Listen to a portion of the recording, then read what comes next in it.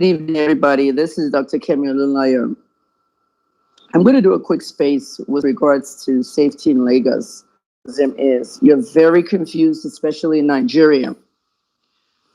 Well, how's everything in Nigeria there, in Lagos and whatnot? Safety in Lagos is what I'm talking about this evening, and it's very important that you guys listen to this space. There's a lot of safety issues in Lagos. Last week, there was a situation in Lagos where some children were playing in a car. The car locked them up. And as a result, they were trapped. Heat built up inside the car. And next thing you know, they suffocated. This is something we see a lot in the United States and Canada, in a lot of countries, especially the modern countries. In the case of the modern countries, we actually see parents who go out to the store, to the shops, to the mall, and they actually forget that their baby's in the car seat in the back. Only God knows what they're thinking about. That the government now tell them that they should put the baby's bag in the front. That way they remember to take the bag and say, oh yeah, the baby's here. While I was living in Canada and United States, for the first time I moved there, I saw a lot of those. As a young journalist, hot car, hot car. If you're going to leave your kids in the car, crack the window open. We heard of that all the time. But it happened in Lagos last week. We heard a lot of stories. And social media doesn't help it. As long as there's social media, there's going to be fake news. Fake news will never go until social media goes. At the end of the day, we heard a woman owned the car. She parked in front of her house, and the kids went into her Lexus Jeep, and they got trapped because the car safety locks were there. Next thing we heard that it was an abandoned Honda. Wait a minute, an abandoned car, and it still locks people inside? The locks are still working? Nobody would ever know unless you went there. Some journalists went there and spoke to the fathers of two sets of the children. One father lost 3, another lost 4, and then one more child from another family. At the end of the day, 8 children dead. This week in Nigeria, I can't begin to tell you who's dead, who's not dead. But there was an incident yesterday at Ojodu. Some people said it happened in Ogba, Ojodu, all the same. It happened in front of a hotel. So that's really Ogba, right by that roundabout. It could also be Ojodu. Those are the axes where those two neighborhoods actually separate. Kids coming out of the Fafunwa school, formerly known as Ojodu Grammar School. And if you know kids, especially here in Lagos, where there's traffic everywhere, kids come out in a group, a bunch of them. They cross together, they move together, and the last thing you need is a car running through them. Sometimes when these kids are moving together, you'll think it's a protest going on if you were to look at it from a drone above. But it's just kids moving together until they separate into buses, taxis, and how they're going to get home. At the end of the day, a truck hit the kids. When this story broke, I heard there were 10 kids down. Then I heard there was 17 kids down. I actually had a picture. The person that posted it on Snapchat said 17 kids down, and I counted 17 kids down. This brings back all this Lekki Tollgate massacre investigation. The kids that were down, I counted 17 as a journalist. Were they moving? Were they dead? Were they still alive? The same thing with the Lekki shooting. Army went, shot protesters. Were they dead? If they were dead, then there's a massacre there. A massacre is 3 and above, 4 people and above. Who took the bodies to where? So we're back in square one again. At least you guys back there in Lagos. It's now 24 hours since the incident, and nobody in the media, forget the government, nobody in the media has been able to tell us the death toll here. I am Dr. Kemi Olunloyo. I'm teaching for KTM Journalism Institute, my new school of journalism, opening in 2022. I'm going to preview how journalism needs to be done. Not all this nonsense you guys do in Nigeria. Imagine I open my Twitter account and I see people just saying they've paid me, they've bribed me, shut the fuck up and stop saying nonsense. Nobody has paid anybody anything. Listen to the truth and know what the truth is. Over 17 children could have died there yesterday. One single media outlet has not been able to tell us. I just finished watching a show. I streamed it online on TVC, Journalism Hangout. Badagry, Ojodu, all of them were discussing all these news stories. When it came to the Ojodu, Ojodu was busy saying that the children were rude. The children were attacking truckers. The children don't have home training. That's not what we're concerned about. Badagry Ojodu, you're the news director for TVC. You're supposed to get your people out there. You guys win investigative journalism award, Wallace Shrinka and whatnot. Get those investigative journalists out on the streets. Find the real death toll. We know the history of Lagos State government covering numbers. I'm not talking about Lekki Tollgate now. I'm talking about other things. When Ambody was governor, on the day of Salah, he called people to come to the government house to pick up last-minute goods. Come and get oil, rice, tomato, everything. People rushed there. There was a stampede. 10 people died. An NTA reporter called me. I was in Ibadan back then. And the reporter told me that the governor's representative, that's really like the governor, gave them 50,000 naira each not to report it. An NTA reporter called me telling me that. They got brown envelopes not to report that kind of story. Meanwhile, the victims were in my DM, my inbox, my email. Dr. Kemi, Dr. Kemi, Dr. Kemi, Auntie Kemi, Mommy Kemi. Everybody was in my DM. My sister died today. My brother died today. They went to government house. I need justice. None of them got justice. Reporters had been paid not to even cover the story or even announce it, especially the nation's broadcasters. And they were there. At the end of the day, what do we have? We have the same situation down here in Lagos. The same situation, guys. 17 children down. Reporters have seen that picture. Where are the 17? Have you checked the hospitals in the area? Have you dug down more? Have you spoken to eyewitnesses? Have you gone to the spot of the accident where there should be a lot of blood? Who is the woman selling groundnut across the street? Who's the woman selling barley across the street? Who's that booker lady selling rice across the street? Who are the people around that area? There are lots of merchants around Excellence Hotel. There are lots of Igbo boys selling outfits and shoes and everything. There are a lot of eyewitnesses, but no, nobody is bothered. Everybody went with what the state told them. The state said 2 children were killed and several injured. In journalism, you're not supposed to be reporting things like feared dead. Looking at all the newscasts in Nigeria last night, a lot of TV stations keep their newscasts on YouTube, and you can watch it from anywhere in the world. I'm seeing the word feared dead. We don't use that in America, I'm sorry. This is a modern country. If you want to be like a modern country, start acting like one. Nigerian media, stop using feared dead. You cannot fear that someone is dead until you know that you're either dead or alive. Stop it. Even when we have the most heinous crimes, self-inflicted crimes that the people themselves commit on themselves, those kind of crimes, like taking jerry cans and trying to scoop fuel from a tanker that just went down. And then somebody's phone sparks, and then everybody's on fire. And then everyone is in ashes. We can fear people dead there. because those people are not coming home, because those people were seen at the scene.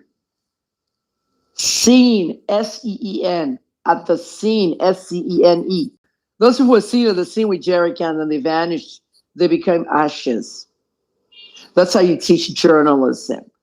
My school opens in the new year. If you want to register, be in touch with all my pages. At the end of the day,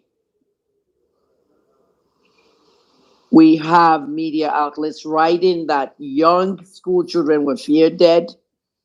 There were 17 bodies on the ground, for God's sakes. The pictures on Snapchat. There was one hospital near the school, God something, I don't know. I have to look it up.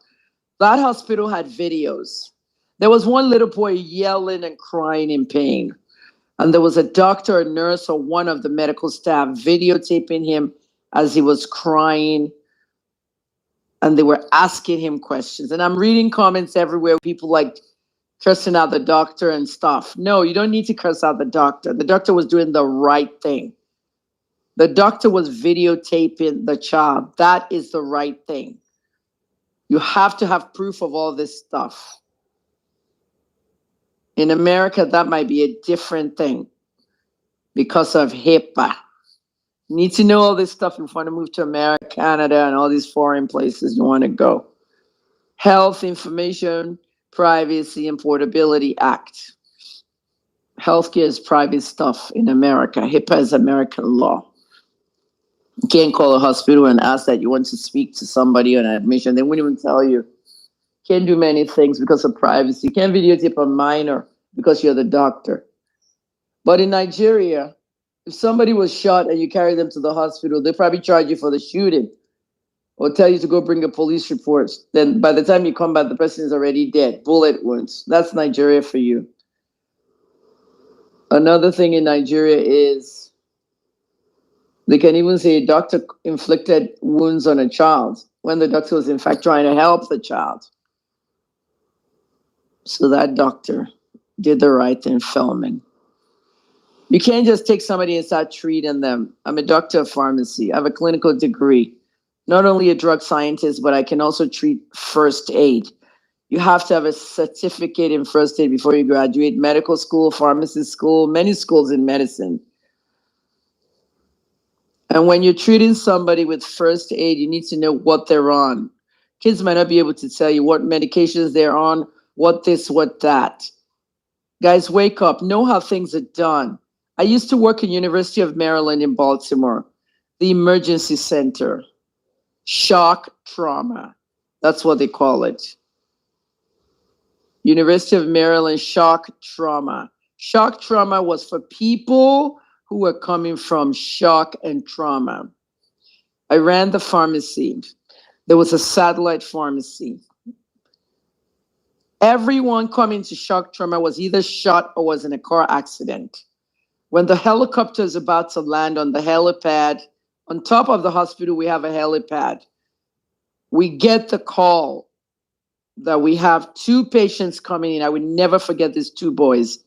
We have 2 patients coming in pharmacy. We're going to need IVs, dextrose, sodium chloride, painkillers, name it. All I need is the weight of the patients so I can quickly calculate a dose of the IV that we're taking upstairs because they're going straight to surgery.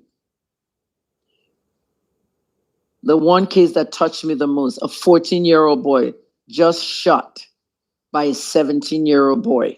They shot each other, but the bullet that 14-year-old boy put in the 17-year-old boy, it was huge. And the hole in this boy's head and the hole in the other boy's back, they were both in trauma. By the time they got them into the hospital, the helicopter, they brought them out. We rushed and put the IVs in them because the only one they had in the helicopter was running out, straight into surgery. They went straight to the OR. The OR pharmacy opens. We're running helter-skelter back and forth. Many of you don't know Kemi Olunloyo. Just open your dirty mouth abusing me. I was there when Dr. Benjamin Carson was separating Siamese twins in the head. I was the director of pharmacy in Johns Hopkins Hospital, one of the top hospitals in the world. I was outpatient. Entire team was in there. Inpatient, outpatient pharmacy. Everybody was a member of the team. It was crazy. At Maryland, University of Maryland, shock trauma, they brought them out. Shock trauma became a word for the news. Oh, there's a shooting in East Baltimore. 3 people were shot. They've been rushed to shock trauma. Those boys died. The 14-year-old died first, and the 17-year-old died later. We try our best. At the end of the day, what you need to know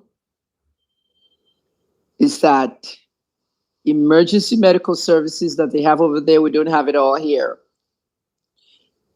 Where is the trauma hospital here in Nigeria? I would say Igbobi, because Igbobi is where my brother went when he was 8 and they smashed his head during the Alimosco riot. My brother lived on the wheelchair for 43 years. He had brain damage, significant brain damage from 8 years old to 51. He died in September. Let me tell you, continue cursing people. Continue saying my children will die like the ones in Lekki Toll Gate. One of the kids that died yesterday was a woman's son that actually abused me and said she hopes my son or one of my children die. She lost her son yesterday. Stop cursing people with their children. 2 people did not die yesterday. More than 2 students died. Horizon News is still saying 10. The state is saying 2. TVC is not even sure what to say. Where are the journalists? They're still writing fear dead. We cannot fear dead when the human bodies scattered on the street. Those bodies were picked up, deposited in a mortuary or in a hospital in front of a doctor. Please don't make me go around searching for bodies again. I did that during Lekki Toll Gate, chasing bodies in 5 mortuaries. Release the corpse, release the corpse. Every time we got to the next mortuary, it was not from Lekki, it was from Surulere, it was from Fagba, it was from K2. Never will I practice investigative journalism in Nigeria again. The people don't like the truth, they should stick with the lies. If you're going to be a journalist or a reporter, I did a free journalism seminar last week for you. I hope you learned from it. A journalism institute will teach courses in journalism. Seminars I start with. Ticketed spaces, so get your money ready. Safety in Lagos has become an issue. As of now, the mainstream media outlets have stopped coverage. They will talk about it, but nobody has really gone out to question the state. A news conference with the Commissioner for Education today, just because this old lady came to the school to shut it down. Did they not open the school? At 7 o'clock this morning, was that school not open for exams? In America, when we have this kind of situation, up to 17 children crushed by a truck. 1, if the school ever opens, there will be grief counselors on board. If there's a school shooting, the next day, grief counselors. There might not be classes at all, but the school's open for grief counselors. Nigeria, get some grief counselors. Mental hospitals in Lagos, provide grief counselors to the state and charge them money. It's not free. But then when you go into a hospital, there's always a psychiatrist and maybe 1 or 2 other doctors. Where are the psychologists? Who are the grief counselors? It is important to have them. But you in Nigeria, you don't have them. You expect the kids to go into class today to do exams. I saw one woman at 7:30 this morning. She was like, my daughter is shaken. Her friend died.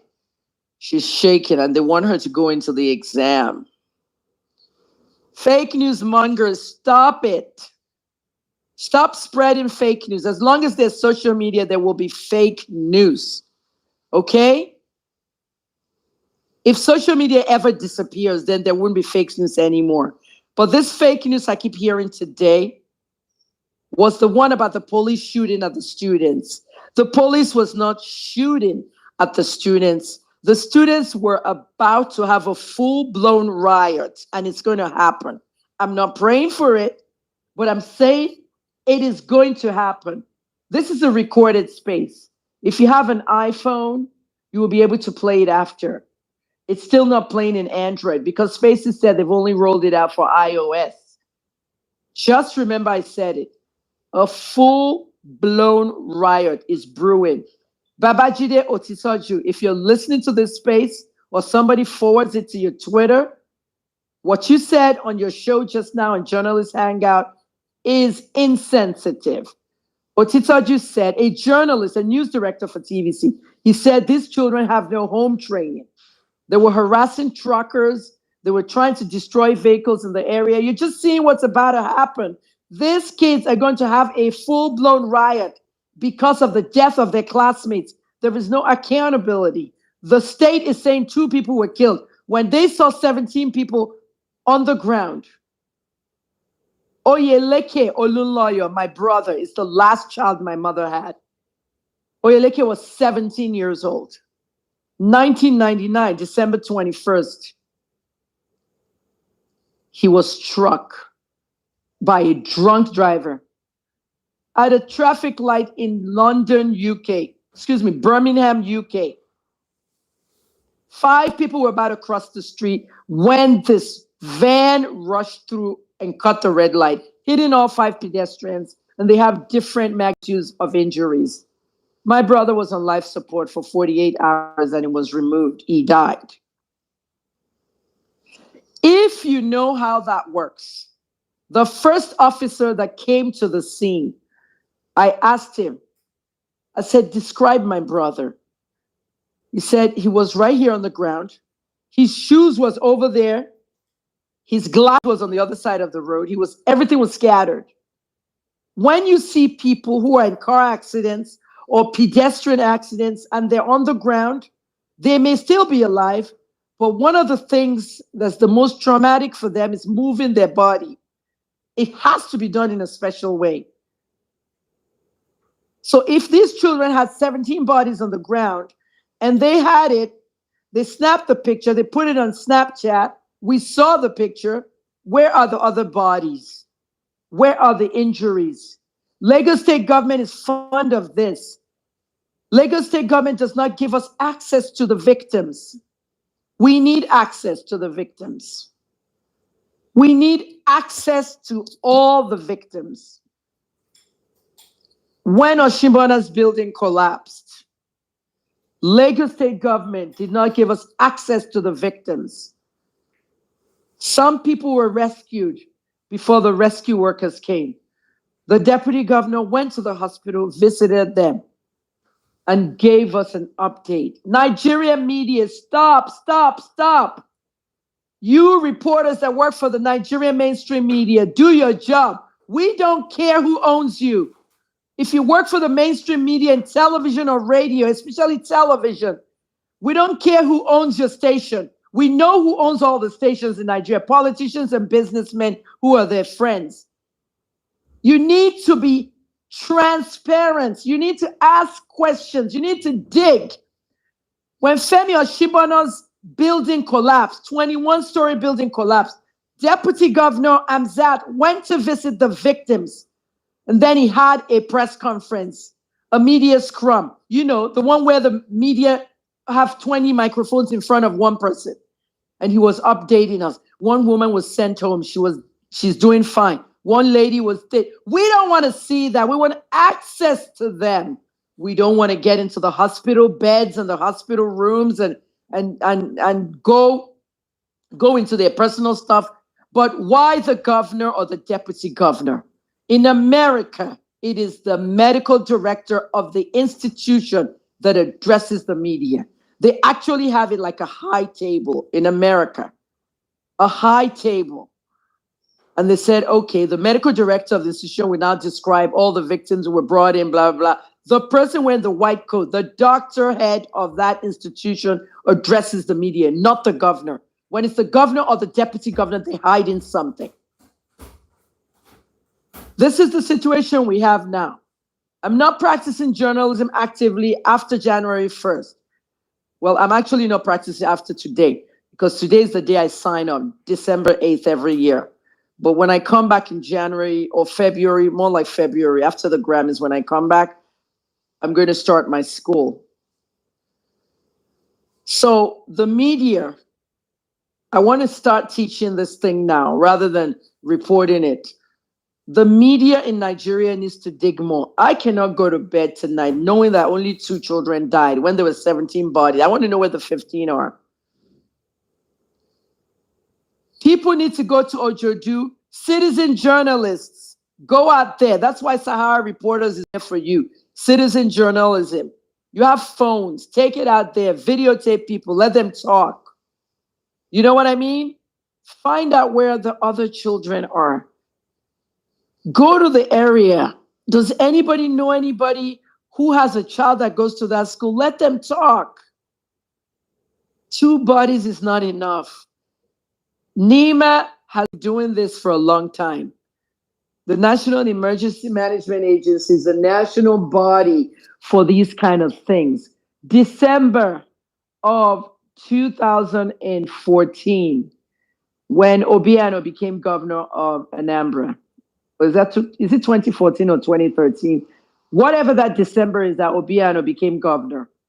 People went to line up for gas, cooking gas, and a spark happened and the entire cooking gas depot went in flames. Eyewitnesses told me over 100 people were lined up with their cylinders there. They perished. NEMA told me that only 10 people died. CNN reported 100. People told me over 100. And NEMA, the government, reported 10. Anything to cover the numbers. So you can see why I was running after Lekki victims, looking for numbers. So what I'm saying is that today, some of those students wanted to attack police. They were actually cautioning them. When students try to attack police, police will shoot students. Talk to your children. Keep them at home. But all I'm going to say is that there is a full-blown riot about to happen in that area. If 15 to 17 children actually died there, it is very important that the state takes care of this now before anything closes for Christmas. Now, with regards to Sylvester, I have said I was not going to speak at all about Sylvester. There is information coming to me from inside that investigation. I have people in the investigation who are talking to me every day. I got staff in the school talking to me. I got police in the investigation talking to me. I got different people, and these are credible sources. On Sunday, I called Ubi Franklin to call me. I sent messages out to everybody. Ubi Franklin, Daddy Freeze, everybody that's gotten involved. Tonto Dick, everybody. What you guys are doing outside social media is meaningless. Let the police work that case. I tweeted it 3 days ago. See, social media is different for me now. It's not somewhere I go every day anymore. I'm winding down. Okay, with all the insults and all the crap that you guys tweet to me. I don't like toxic people. I like my peace. I've worked in the US for 32 years. I came to Nigeria for 9 years. You know, I don't need anything toxic. You have this wedding in Lagos last week where everybody started feeling sick. Soke Makinwa was tweeting that there's a bug out there. It has the same symptoms as COVID, but it's not COVID. She's a doctor now. She's had COVID before. This wedding that happened last week, a lot of people tested positive for COVID-19. Many people at that wedding came from the United States. 2 of the people left yesterday. They left Nigeria yesterday. They did their PCR test and it came out negative. But they're going to isolate when they get over there. because some of these PCR tests coming up negative, then positive. This is what happened with BB Nigeria's Maria in Ghana. Maria has the same thing that happened to Momfa. Momfa went to Ghana, they detained him. He said the room was so dirty. He doesn't know whether he touched something in the room, rubbed his face. He got COVID. Mumford recovered from the COVID, and he's gotten a booster shot. I'm sure you've seen him on oxygen recently in videos on his Instagram story. You know, it's very important that you guys are aware of how the media is going to handle this Omicron. I'm very glad the United Kingdom banned Nigeria. I'm very, very glad. This is a pandemic. This is a COVID variant with 40 mutations. You guys are talking about your 8 million naira wedding. A couple in America told Sahara, in London, told Sahara reporters they've spent 8 million on their wedding. You postponed the wedding. The main reason why we were banned. Look at all the young people that went to London to watch Wizkid's concert. Everybody, or most of them, came in with fake certificates. Nigerians are carrying COVID vaccine certificates that are fake. The British have found out, and they know. What did the Nigerian government do? We're going to crack down on the criminals. That's all. So people are walking around without vaccinations, and they enter in the UK, and they're going to crack down on the criminals. Or the Nigerian government has a lot of children of politicians in schools in the UK who are coming home for Christmas and can't come. What are they really fighting? Are they fighting the fake vaccine certificates, or are they fighting the fact that their kids can't come home for Christmas? Either way, no one cares. The British has banned us, and I'm happy. Now they're talking about reciprocating to the British. Why are you reciprocating? Are they bringing it to you? Are the British arriving in Nigeria for Christmas? No. It's Nigerians that are arriving. If you want your child to come home for Christmas, put them on the plane in the UK to go to Nigeria. They just can't enter back. Use your brain. The Nigerian media will not report it properly. Now, that's it with Omicron.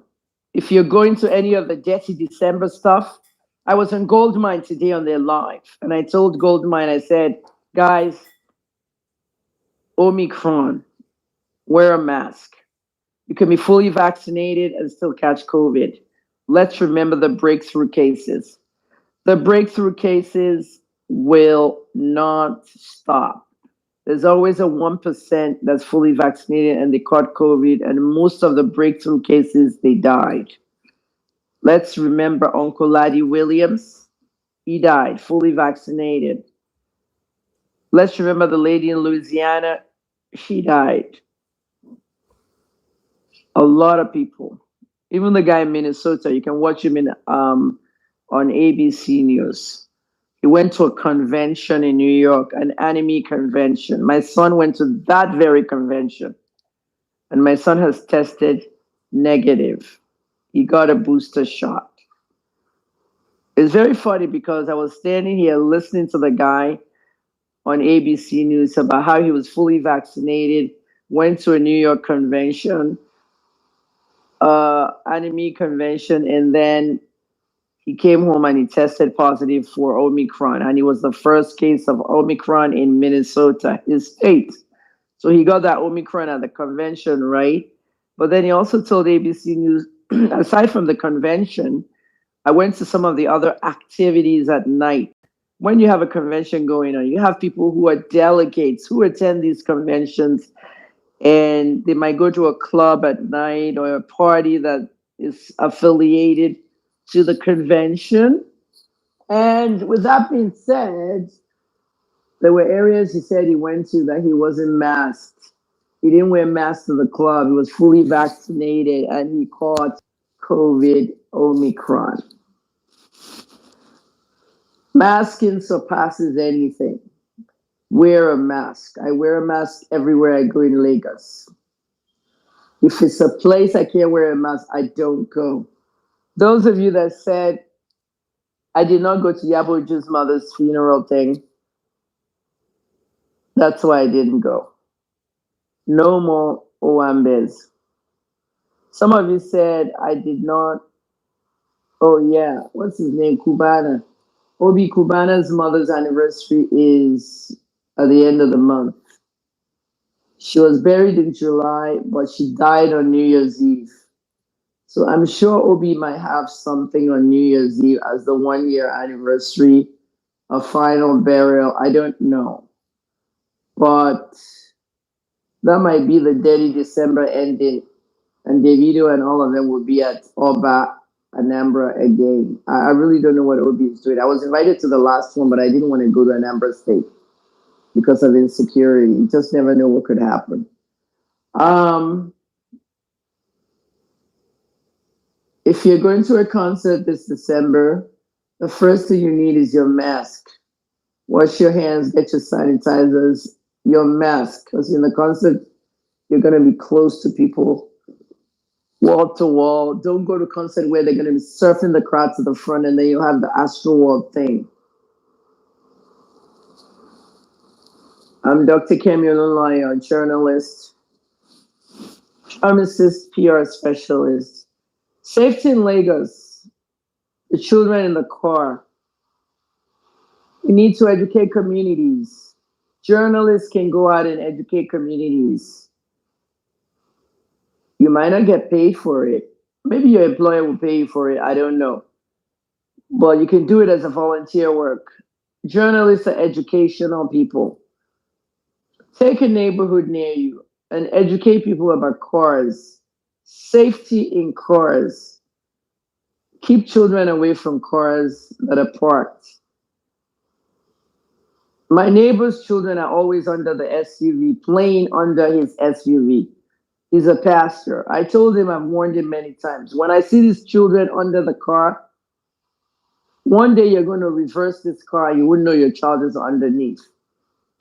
Even when I'm watching on my balcony, when this pastor is reversing his car, the goats, the minute the goats, the neighborhood goats here, the minute the goats hear him reversing or turn on the engine, the goats run out of the bottom of the car. Children may not hear anything, they may, but children should not be under the car.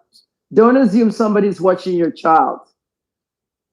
Make sure your child is safe. You are watching your child. It takes a village to raise a child is an African term.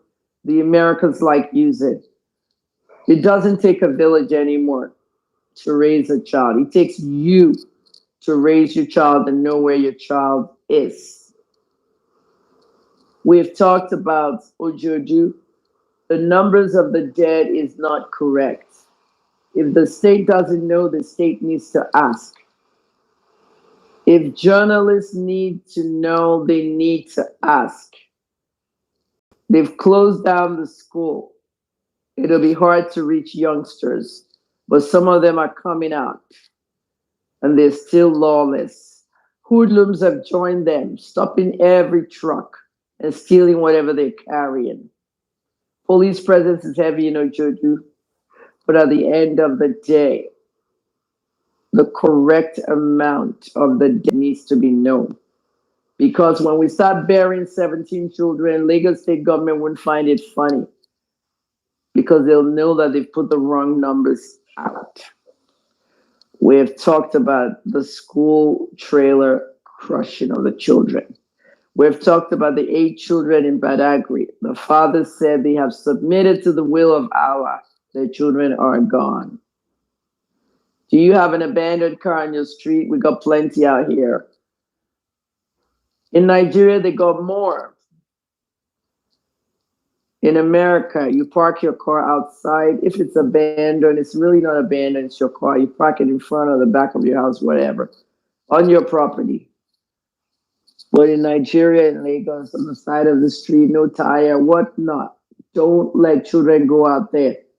If the car was truly abandoned, why are the locks working? Well, educate your neighbors about that. Safety in Lagos. That young man, Sylvester Oromoni, may not get justice. Last week, I told my bank manager, I said 3 children are in custody. All 3 are children of public figures. One of them is Buruji Kashamu's son with a 31-year-old wife, 11-year-old Michael. The family said he had nothing to do with it. Another family said their child has nothing to do with it. In America and Canada, we do not expose the faces of youth offenders, except in certain states. The state of Michigan in the USA, the face of the shooter was exposed because Michigan can charge you as an adult in a school shooting or any crime, as a matter of fact. As for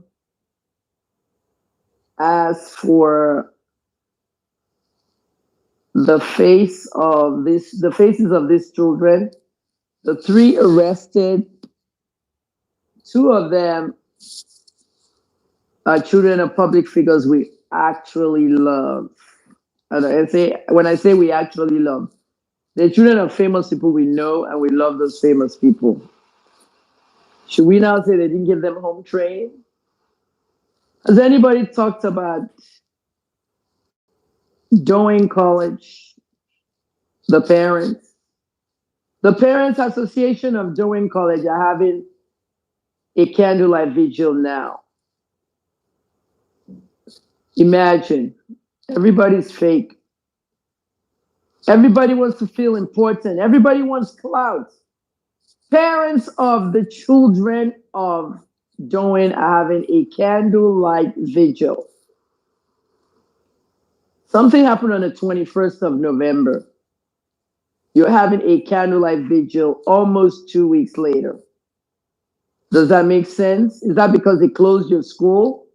Or you did not hear about everything that happened in that school with Sylvester and the rest? Or is it because Adetong went there again to do her clout? The other day, Adetong was in front of Hamzat's house, deputy governor, screaming that she is a mother of those that died at Lekki Toll Gate. The women she was with, why were they holding placards? Why were they not holding pictures of their dead children? Where are their national IDs, their PVCs, their IDs, their school IDs, everything? They don't exist. There was no massacre there. Adetong and this cash activist thing, activists by force. Tone runs to Doane College this morning, lies down on the ground there, doing live videos, lying on the ground. What would it take for some of these celebrities to get attention? Okay, the governor has invited you, Tone, to come and do peace walk. Go and do peace walk with him. I don't do any more activism in Nigeria. I stopped that a year ago. Too many fake activists in Nigeria. At the end of the day, safety in Lagos, whether it's your child's safety or your neighborhood safety or your school safety, it affects everybody. A young lady was killed in a school in Abuja. I'm just hearing her name in the news now. Everybody's jumping on every story. We don't need that. That young lady, they found a condom inside her, which caused her to have sepsis, an infection that killed her. Why was the condom inside her? Who was she having sex with? Why is the headline she was raped to death? No, she wasn't raped to death. Who told you she was raped? A condom inside her means she was having sex. Was she forced? Who was she having sex with? That's what a journalist needs to dig in.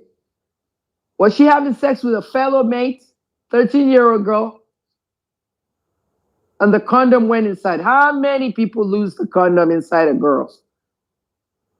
Whose penis was it? Was it the penis of a boy or a man? The penis of a boy might be smaller than that of a man. The condom came out and was inside her. She could not tell anybody that the condom was inside her. She probably thought she would urinate it out or shit it out or whatever.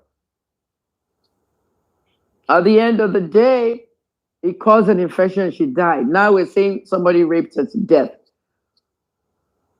Who did she have sex with? She's dead. She said her stomach hurt her. She was in pain. She asked her mother to come and pick her up. The school says she'll be okay. We'll take her to the nurse. Who was the person that talked to her mom on the phone and said she'll be okay? We'll take her to the school sick bay. The mother let them take her to the school sick bay. After that, the mother's instinct said, let me go pick up my daughter. They picked her up, took her to the doctor. Doctor saw semen inside her. Sperm inside the condom, sperm inside the young lady. The condom caused sepsis and she died.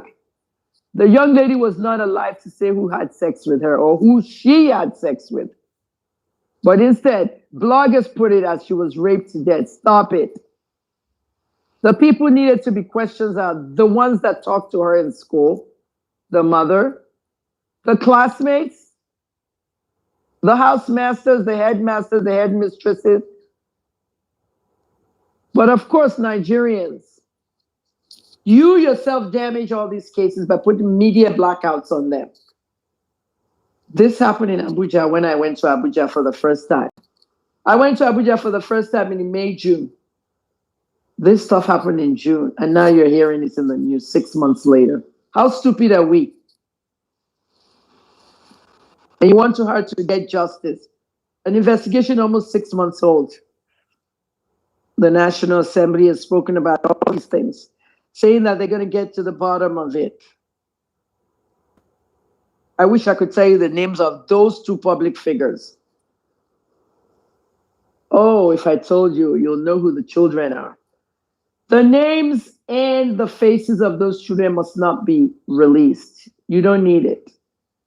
It must be like Canadian law. In Canada, you can't release their names because they're youth. Youth Offenders Act. Go read it. Go Google it. The youth offender law in Canada.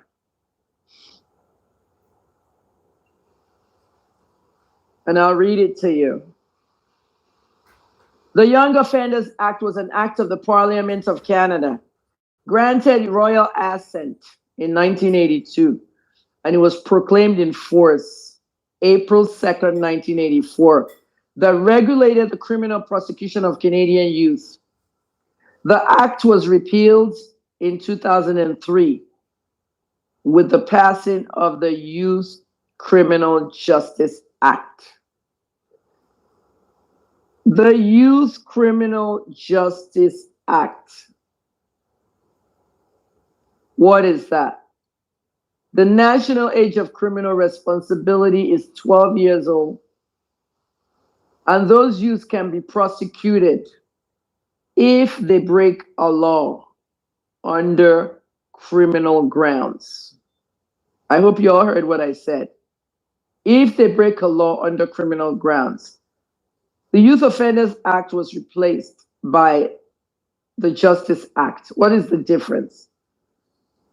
Canada prosecutes all youth 12 and above, but you will not see their names or their faces. That's the best they can do. Under 12, they may not even be prosecuted.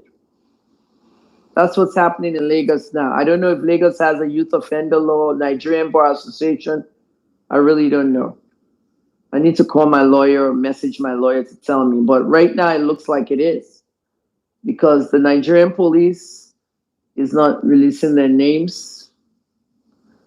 And they're also not releasing the names of the headmasters. The headmasters that they arrested was 3, 5 children altogether.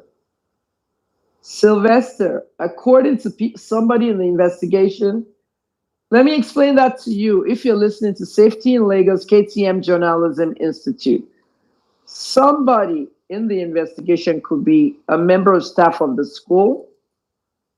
It could be a member of the police force. It could be someone in the juvenile detention home. Last week, I told close friends that this young man that was killed, Sylvester, that 3 people were arrested and they're in juvenile homes. I sent a message to Daddy Freeze and everybody to stop inflaming the social space. Why? Because None of these children were flown abroad. That is what I heard, that they were flown abroad. They were not flown abroad. They were not flown abroad. If you commit a crime in Nigeria and you're a youth offender, you're underage, you're between 12 and 18, your family can't just fly you out. Number one, you're a criminal, alleged criminal. Number two, we have a pandemic. Where are you going? America? Because you can't go to London. We have to use our brains when doing these kind of things. At that moment, I said something. I haven't been online. I work outside social media and I'm trying to form my school. But once I said to those who know me offline, like say the bank manager, my doctor, anytime I go to the doctor, my doctor always want to hear the gist about everything. And she gets exclusives. And then, of course, my neighbors, okay? And I tell everybody stuff. So last week, I told people this. I said, these children are in a juvenile home in Nigeria. Nigerians don't know about juvenile homes. It's a place where you put children who are in trouble or have been arrested for something. I mean, it's no different from a prison. It's just that they're going to have their rooms, bunk beds. It's just like their boarding school. That's what it looks like, a juvenile detention home. It looks like a boarding school because prison cells, I've been a prosecuted journalist. I've been in prison 6 months, okay, because of a story I didn't write. And at the end of the day, the prison cell actually looks, it's not what you think it is. The prison cell is like one big room with bunk beds, inmates on top, inmates on the bottom, and a toilet. So at the end of the day, that's like, they're actually like in their boarding schools, but they have rules and regulations. The room where they're inside has a bars on there that they can't open, they can't kick in. You know what I mean? They lock them in. I don't know if there are televisions in those kind of juvenile places because Nigerian prison doesn't have television. However, it's very important to know the facts in the case. I did say celebrities should lay off. There's a lot of stuff happening. Celebrities are saying wrong things all over the place. The kids are here, they're not abroad. The juvenile detention center. The housemasters. One of the housemasters had one of those children as his pet.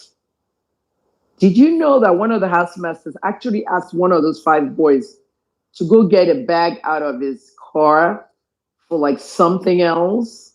Maybe there was a bag there with some documents, and the housemaster said, go to my car out there, go bring that. You know, housemaster's pet kind of things. In the course of taking something out of the housemaster's car, that one kid may have seen the engine oil in there and sneaked it out too. They told Sylvester to drink the engine oil to get initiated into their group. In journalism, this is what we call hazing. Okay? Whether it's journalism or not, hazing. Okay? You guys can Google that right now as we're on this space on your browser, whether it's Safari or Chrome or whatever browser. Hazing is a form of, let me just describe it to you without the dictionary. When you haze somebody, you're trying to initiate them into some kind of group that you're in. Very common with fraternity houses in America. Fraternity houses. Excuse me. Frat houses in America is, how do I describe frat houses? I spent 32 years in the United States, and in my university, we had them. We had the girl frats and the guy frats. But the guys, theirs was notorious because to get into the frat, you might have to drink 10 bottles of beer. I mean, 10 bottles of beer. Really crazy stuff they ask you to do. In the course of drinking 10 bottles of wine or beer or something, you end up having alcohol poisoning. You become unconscious. You end up in the hospital, brain dead, and you're dead. It's happened 1 million times. If you Google hazing, you're going to see it. You can Google 2000 to 2021 history of hazing. You'll see it. United States government has a database for the history of hazing. So many arrests, so many deaths. Sylvester was hazed by his friends. He wanted to join their group. No one forced him. This is why I'm saying that the boy may not even get the justice. A lot of you will be saying I'm saying nonsense. A lot of you will be saying that the father of somebody has paid me. That's why I didn't get involved in this case. And that's why I said I wasn't going to talk about it. I'm only talking about it now to teach journalism. Okay? My KTM, Kemi Talks Media Journalism Institute, okay, is going to be the largest journalism school in Africa very soon. But it's very important to know the facts of the case. When I was in St. Teresa's College, the most elite Catholic girls' school in Nigeria, and the oldest, 87 years, we had a group of 5 girls. Bukola Animashaun, Kemi Olunloyo, Toyin Kasumu. I can mention 6 girls, and all of us was 6'1", 6'2". Kemi Adeniro was 6'2". She was very tall. I was 6 feet. This was our height at 13 years old, the tall girls, and we're slim and slender. The short girls wanted to be in our group. They wanted to hang out with us in the boarding school. So when they came out, they come and talk to us. We didn't want them around us because they were short. So some of them just wanted to be our friends, be able to gist with us. So I started asking them, okay, go bring half of your pocket money, half of your allowance to enter our group. Some of them paid, some of them didn't pay. I collected the money and we shared it. That's not bullying. We didn't ask you to come. We didn't get your money by force. You wanted to be in our group. So the short girls that came in our group started wearing high heels. You know what I mean? Inside the boarding school, imagine that. So at the end of the day, it's called peer pressure. You want to be like somebody. You want to be like a group. That's what we have here. Sylvester wanted to be like those boys. He wanted to be in their group. Let us face the facts, people. He was under peer pressure. They told him, we have to beat you. They beat him. They told him, you got to drink this stuff. He drank engine oil. Engine oil, one of the boys got hold of from a housemaster's car.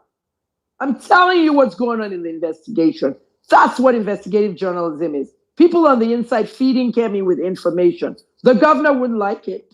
The police chief wouldn't like it, but that's not my problem. I'm an investigative journalist. The people on the inside have to snitch out to me. You got to snitch to the reporter. I'm not investigating the case because if I was investigating the case, I would need a lot of money and I will solve that case in a minute before all the investigations. Okay, but I stopped all that because you guys don't take investigative journalism seriously. You be calling me a beggar and all that as if Premium Time doesn't ask for money or the others. You don't understand it. So rather than do that, I'd rather take your money and teach you the journalism as a school. At the end of the day, Sylvester did anything they wanted him to do. They asked him to describe his sister's vaginas. He did. Then he told his parents. His parents said they removed the girls or something. It's been going on a long time.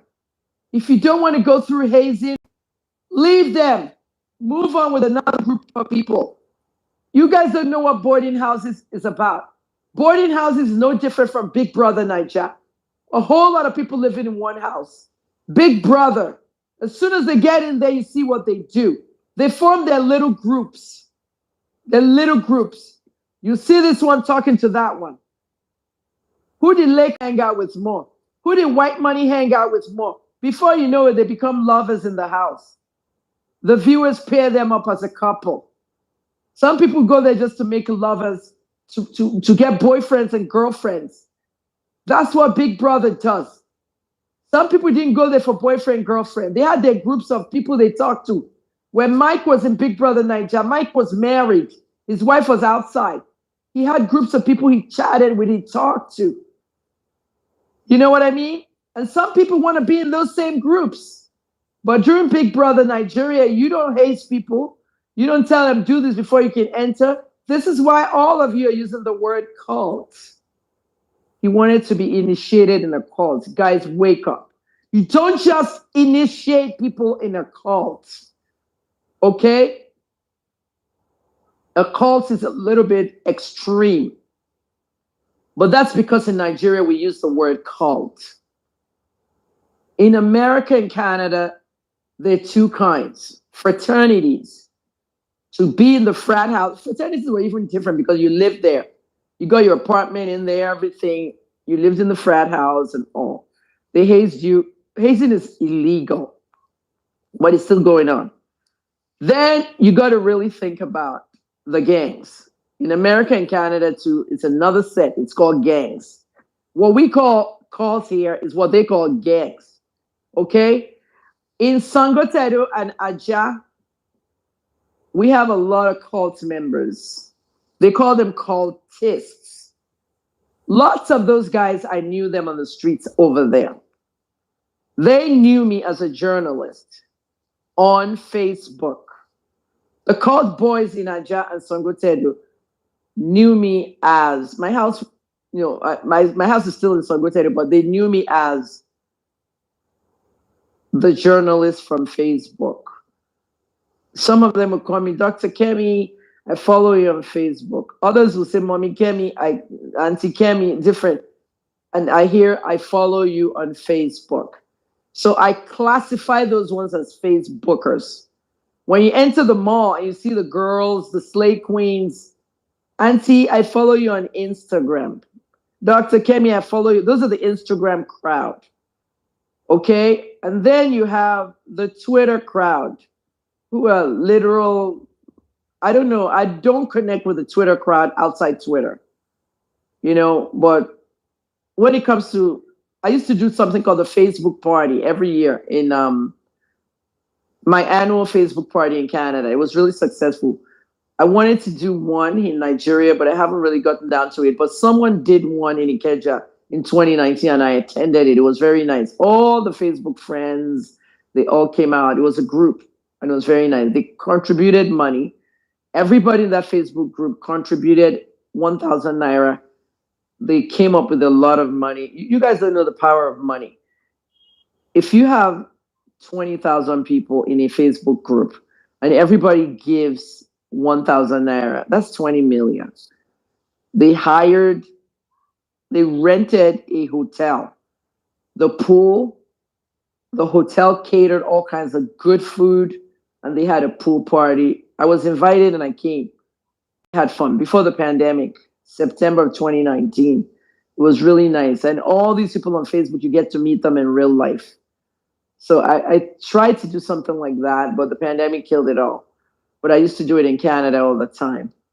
So when you know these gang members, you see them everywhere. They greet you. Some of them let me carry my bags as I'm going from the market into the taxi or the keke or something then. So nobody was born as a gang member. Everybody was born with a name. So I respect them. But in between themselves in those cults, they have cult wars. Okay, when they had that cult war by Northwest filling station, at the gas station, they killed 2 guys I actually knew. They called me. People DM me and said, oh my God, Auntie Kemi, they killed Ojodu. They killed Aliv.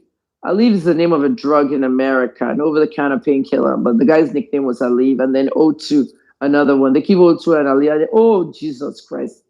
It was a Saturday afternoon. It was 4 o'clock in the afternoon. Northwest filling station in Aja. By the time I left Sangotedo and I got to Aja, that whole area that's hustling and bustling at 4 was quiet.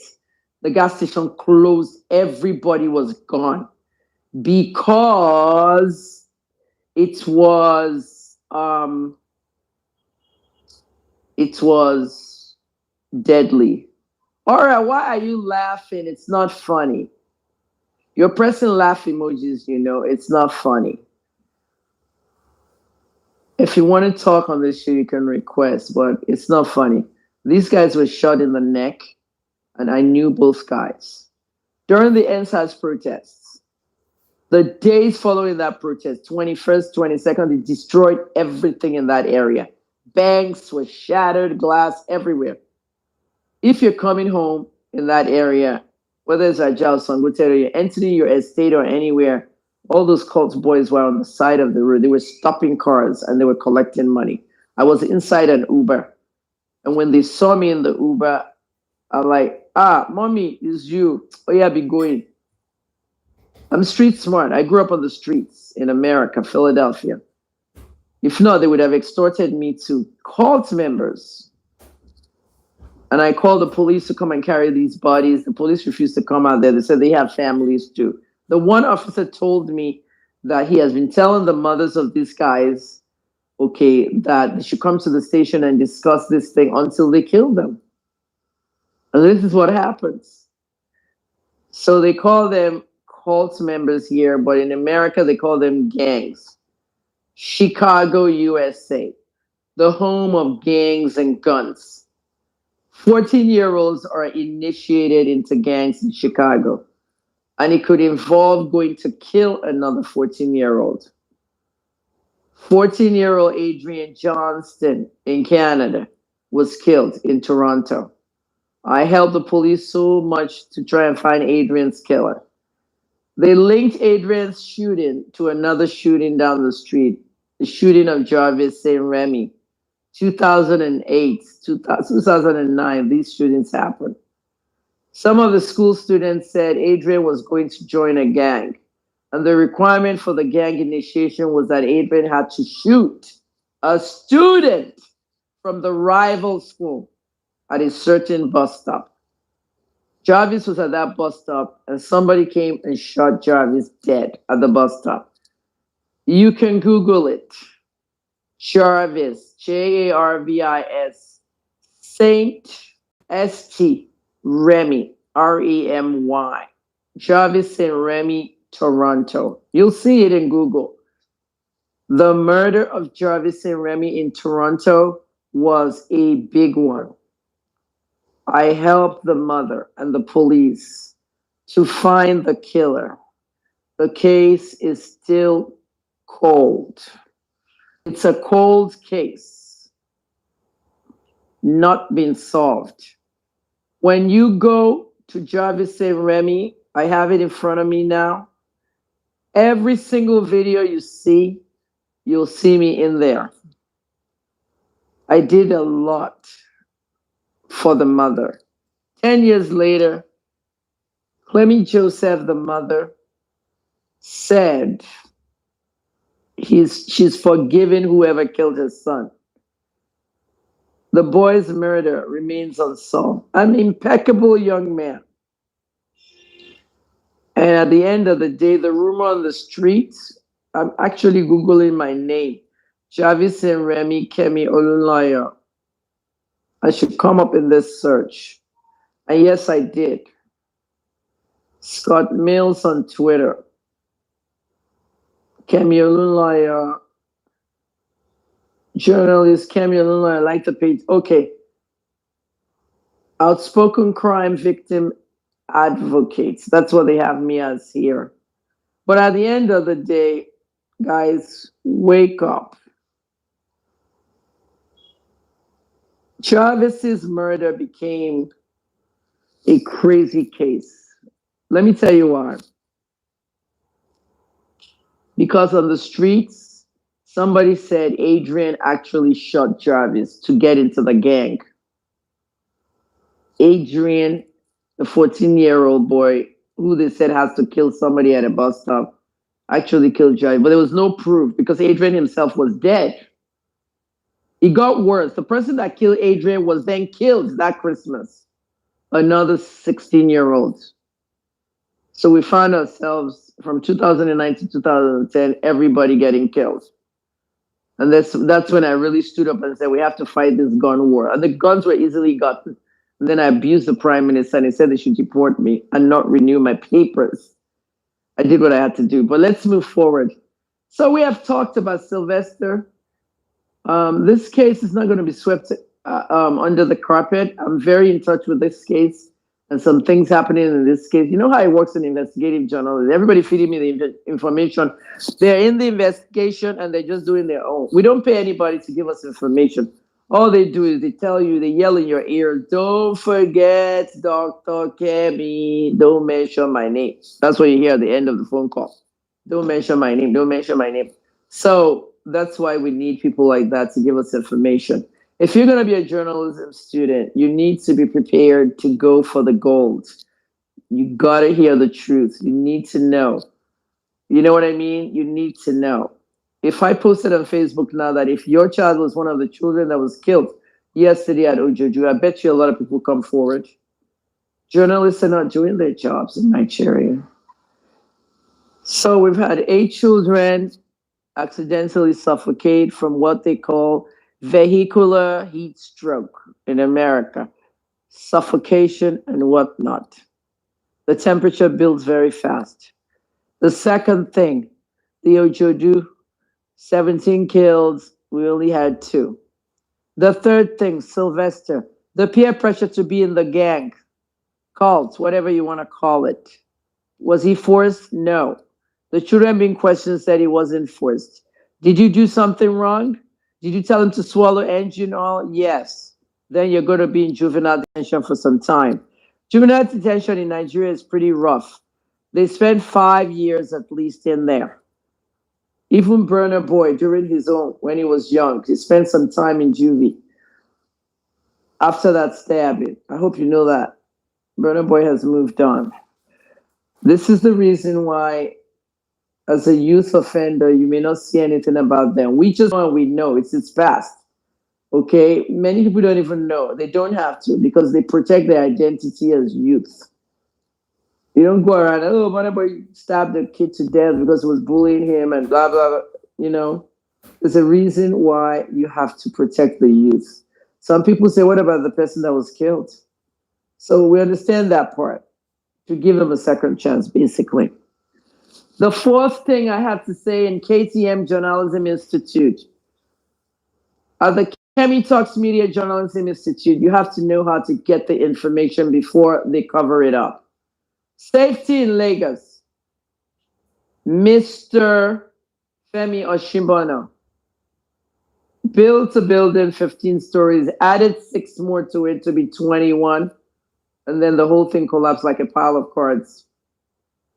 Oshimbono did not insure the building. We now know that for sure. The surveyor general will not release information about the landowner and everything, but we already got into his files. I've already seen the surveyor general's files. Femi Oshimbono actually owned the building and the land, not Vice President Osinbajo. Vice President Osinbajo, on the other hand, owned the apartment building across the street where Femi lived, the luxurious Mosley Street apartments on Mosley Street. Mosley Street apartments belong to Osinbajo. I had to dig up Osinbajo's files. Osinbajo's files has him declaring Mosley Street in his presidential files in 2015. To become vice president and president of Nigeria, you must declare your assets. In his assets, I found Mosley Street apartment. He declared it. He owns it. Lanre Oshimbono, Femi's brother, managed Mosley Street apartment.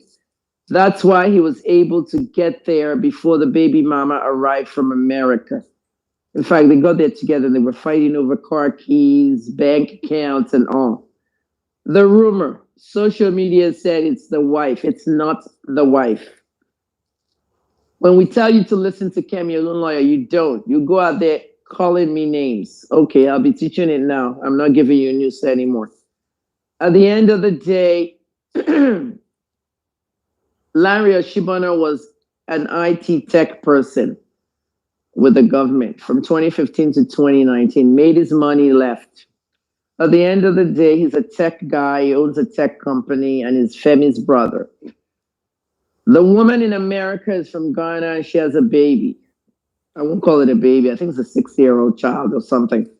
Femi's wife is in London with 3 grown daughters. And the woman in America came home because he heard Femi was dead. And everybody tried to get into his assets. Femi Oshimbono ran the company 4 homes out of his house and his phone.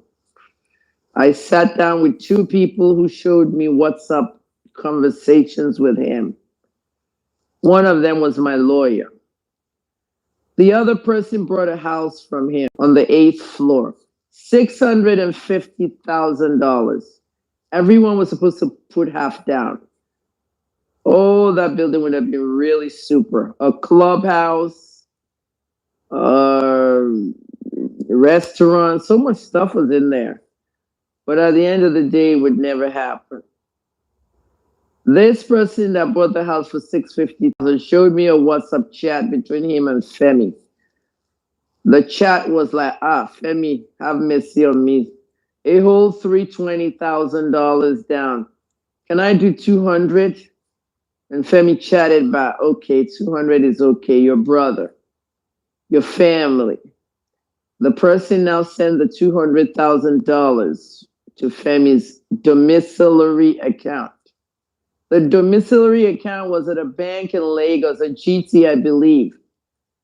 And it was a dollar account for everybody buying a house at 360 Degrees Apartments. You put your money in there, and that money is in that account all in dollars.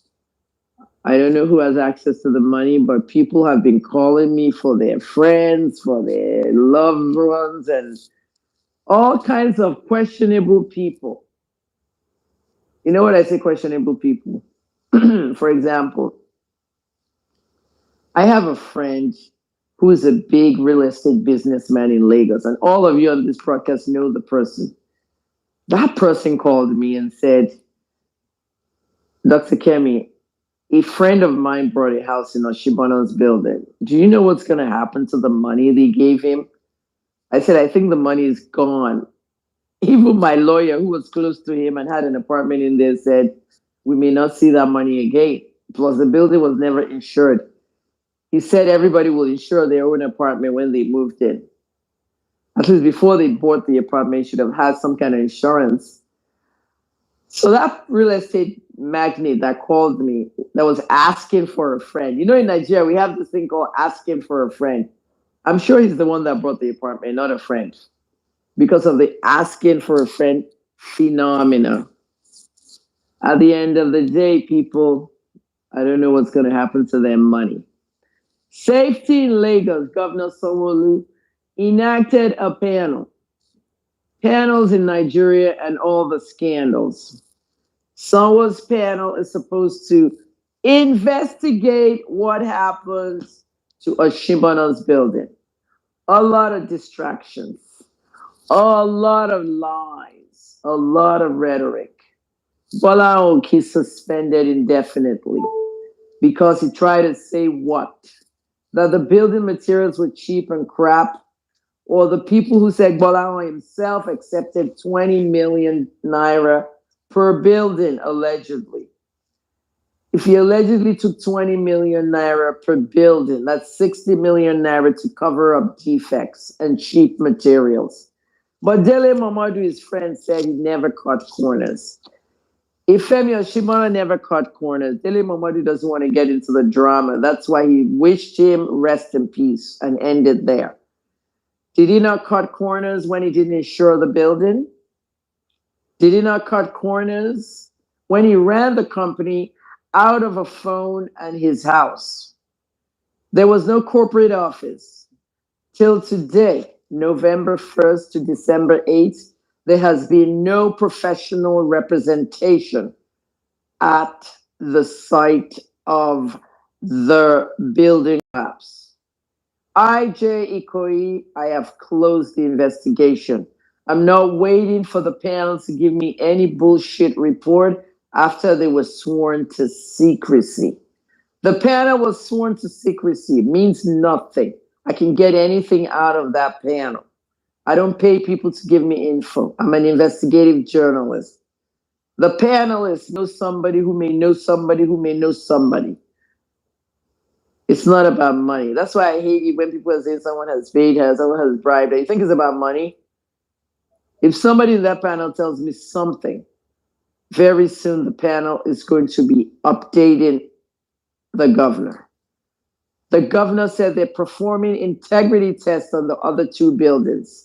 I can tell you one of those buildings twisted to the side, like an earthquake in San Francisco as you're watching it from Oakland, across from the Golden Gate Bridge. The same way.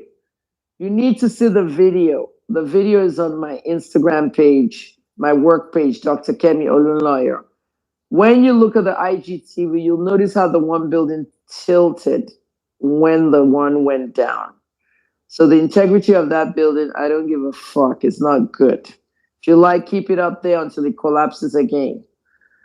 One person died in that building. It was never announced. The person died of shock. Shock as in a heart attack. The building next to the one that fell, one person was inside that one that died. People were working on all three buildings, Nigerians. It's not just the 21 story. They were working on all three buildings November 1st, Monday morning, first day back at work, and they unsealed the building. Artisans, bricklayers, welders, borehole, name it. There were almost 200 people there. Only 45 bodies were found. 11 rescued, 45 dead. And there were up to 200 there. Some people just simply disintegrated with the collapse. The human body can't stand a lot of that. Twisted metal, concrete, name it. And then a very violent thunderstorm on the night of the collapse, with very, very sharp, violent lightning. The lightning that went through the Nigerian police uniform of the Mopol officer that was with Femi. Femi's Mopol officer was burned by steel, twisted metal that conducted electricity with the lightning. And it burned right through the logo MPF and went right through his arm. They not only died of trauma, but pain. Imagine being under a rubble and then lightning strikes you dead in addition. What have you done in your life that warranted a death like that? At the end of the day, in the morning, we still heard voices outside the rubble. We still heard phone calls being made from underneath the rubble, but they could not reach them. Safety in Lagos is the topic we're discussing tonight. We have talked about the 17 alleged killed students. Excuse me, what kind of statement is that? 17 alleged killed students. 17 students allegedly killed. 8 children killed in a car by suffocation in an abandoned car in Badagry. 45 killed at the Oshimana 4-score homes 360-degree building. Safety in Lagos, Sylvester. A boy sent to a boarding school and ultimately got killed by his own classmates in what they call an initiation to their group gang cult, and they never forced him. He wanted to be part of them. What does a 12-year-old know about wanting to belong? I'm talking about the ones alive, the dead boy. Wanting to belong. That's how it starts. When we grow up, we want to be among Cubana chief priests, Obi Cubana, Davido, that whole circle. I want to be around them. That's why people like Davido has 31 people in the entourage. My son is a music artist and a music blogger. He's also a graphic artist. He works all 3 jobs. His music career hasn't really launched because he's doing his launching in America, where the hip hop is. But what he did in Nigeria was an interview with Nigerian Tribune and Punch. And when you look at those kind of interviews and stuff, we talk about, hey, visas. I want to put together a team for my son. I talked to Paulo Okoye, One Africa guy. I said, Paulo, when you come home in December, come see me. I want to talk about management. I want to talk to Island Records, Interscope, all the hip hop labels abroad, Def Jam and all. But before I go do that, I say to myself, I'm old now, I'm tired. I may not be able to travel around with my son, so I need a team. You there, come and be my son's road manager. That way, when he travels to America or somewhere, or one state here, one state there, you're following him all over. You there says, but I don't have a US visa. Never mind, we'll get it for you. You there, I want you to be my son's nutritionist, fitness expert. You're traveling with the team, but I don't have US visa. We'll get it for you, don't worry. So when we got to the embassy, to ACS, my son's agents, American embassy gives all their citizens agents. Agents are the ones that are like their agent, basically, the person that's taking care of you while you're in Nigeria or you're in, if you need questions, like one day my son went to the embassy to find out if there are any jobs inside the embassy. And Paul told him to check the website. If there are jobs in the American embassy, they listed on their website. So things like that. I want to travel during COVID. They were taking them back. My son says he's not going back. I'm with my mom. So things like visas. So he went to the embassy and he was asking Paul and said, look, this is my music. I'm upcoming artist. And before you know it, I need my entourage to get visas because my mom can't follow me everywhere. So Paul told him that, oh, we know about that Davido has the biggest entourage ever. Okay, Paul told us that Davido has 31 people in his entourage that will travel to America with him or London or, those people, the team, Davido's team, there's the lawyer, the special, the hype man, everyone. He's the one that applies for visa for all of them. So my son was told that once he puts his team together, just come and apply. So we told the people that I chose, they know that when they get to America, they can't flee and say they've left him or just to jackpot. You have to be at the job, or else we that we got that visa for you are the ones that are going to report you to the State Department. So we need a good team that's stable. Someone I can send to Europe to follow my son to a concert like Burna Boy.